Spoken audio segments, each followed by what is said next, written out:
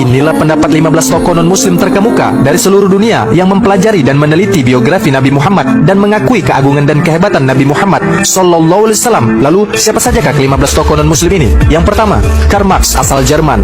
Marx adalah seorang filsuf, ahli politik, sejarawan, dan tokoh pencetus Marxisme asal Jerman yang namanya dipuji dan sekaligus dikritik. Dalam bukunya, Marx mengungkapkan kekagumannya kepada sosok Nabi Muhammad sebagai berikut. Lelaki Arab yang telah menemukan kesalahan agama Nasrani dan agama Yahudi itu melakukan pekerjaan yang sangat berbahaya di tengah-tengah kaum musyrik penyembah berhala, mendakwakan mereka pada agama tauhid dan menanamkan keyakinan tentang keabadian roh. Bukan hanya berhala untuk dideretkan sebaris dengan tokoh-tokoh besar saja, malah layak bagi kita untuk mengakui kenabiannya, dan dia adalah Rasul Pesuruh Langit untuk bumi. Yang kedua, Herbert Spencer. Herbert Spencer adalah tokoh filsuf yang juga mengakui kehebatan dan kejujuran Nabi Muhammad Sallallahu Alaihi Wasallam. Dalam bukunya ia mengatakan, hendaklah kalian menjadikan Muhammad sebagai perlambang politik agama yang tepat dan seorang yang paling jujur dalam menerapkan sistemnya yang kudus di tengah-tengah umat manusia seluruhnya. Muhammad merupakan suatu sosok amanat yang dijelmakan dalam kejujuran yang murni, siang dan malam selalu tekun menghidupi umatnya. Yang ketiga, Michael Hart. Michael Hart dalam bukunya Dewan Hangat, A Ranking of the Most Influential Person in History, menempatkan Nabi Muhammad di urutan pertama dari 100 tokoh paling berpengaruh di dunia. Pilihan saya untuk menempatkan Muhammad pada urutan teratas sebagai tokoh yang paling berpengaruh di dunia dari masa ke masa mungkin mengejutkan semua pihak, tetapi dialah satu-satunya orang yang sukses baik dalam tataran sekuler maupun agama. Yang keempat, Lamartine. Lamartine adalah sejarawan terkemuka dunia. Ia menulis buku tentang Nabi Muhammad, History de la Turki. Di dalam bukunya ia mengatakan, jika keagungan dan pencapaian yang menjadi tolak ukur kejeniusan seorang manusia, siapakah yang berani membandingkan tokoh hebat manapun dalam sejarah modern dengan Muhammad?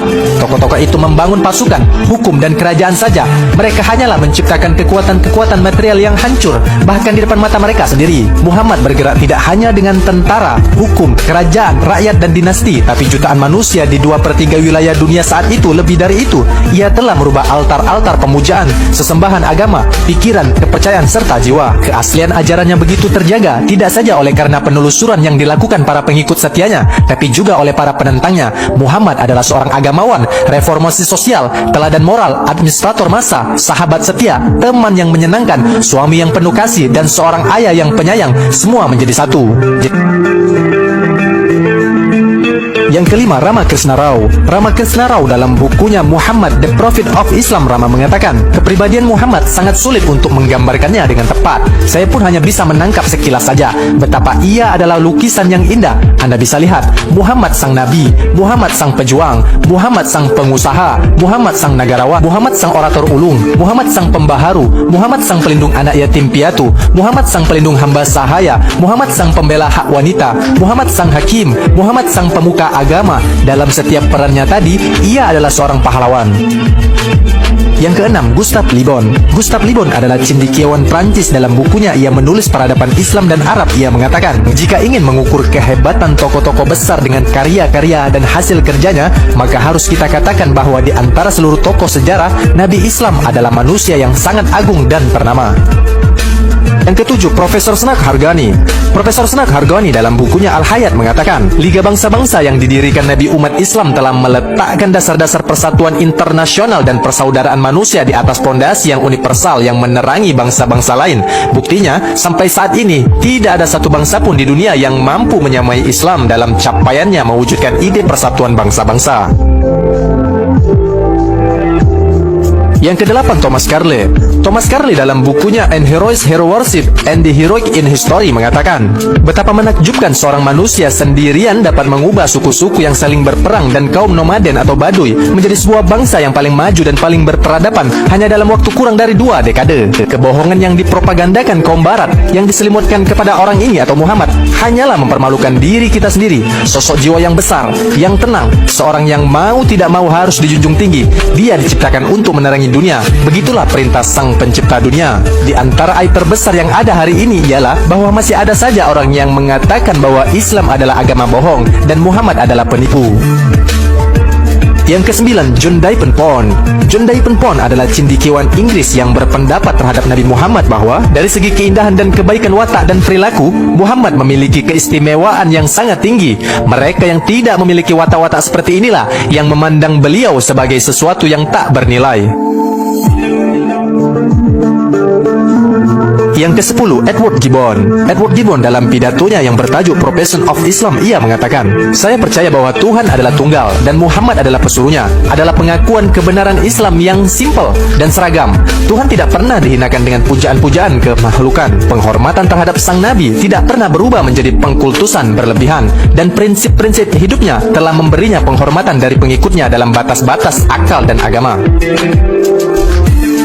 Yang ke-11, Sarojini Naidu. Sarojini Naidu adalah penyair terkenal asal India yang menulis buku yang berjudul Ideas of Islam. Ia mengatakan, inilah agama pertama yang mengajarkan dan mempraktekkan demokrasi di setiap masjid ketika azan dikumandangkan dan jamaah telah berkumpul.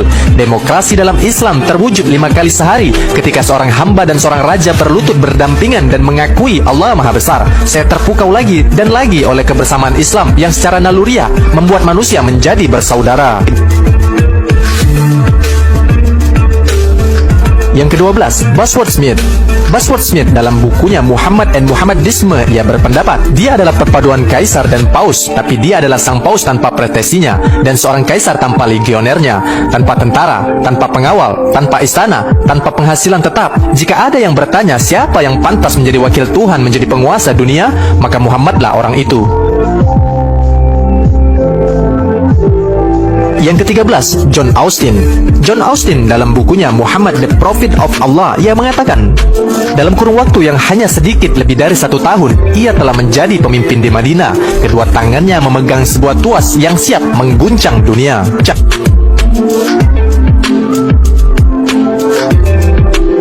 Yang ke-14, Profesor Giles Manserman.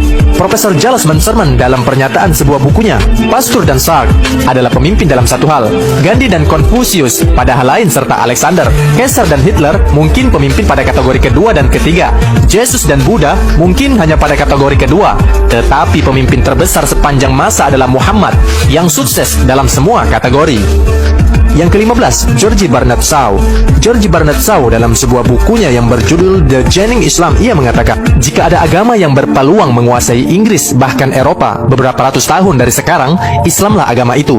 Saya senantiasa menghormati agama Muhammad karena potensi yang dimilikinya. Ini adalah satu-satunya agama yang bagi saya memiliki kemampuan menyatukan dan merubah peradaban. Saya sudah mempelajari Muhammad sebagai sosok pribadi agung yang jauh dari kesan seorang antikristus. Dia harus dipanggil sang penyelamat kemanusiaan. Allahumma salli ala Sayyidina Muhammad wa ala ali Sayyidina Muhammad. Allahumma salli ala Sayyidina Muhammad wa ala ali Sayyidina Muhammad. Allahumma salli ala Sayyidina Muhammad wa ala ali Sayyidina Muhammad. Allahumma salli ala Sayyidina Muhammad wa ala ali Sayyidina Muhammad.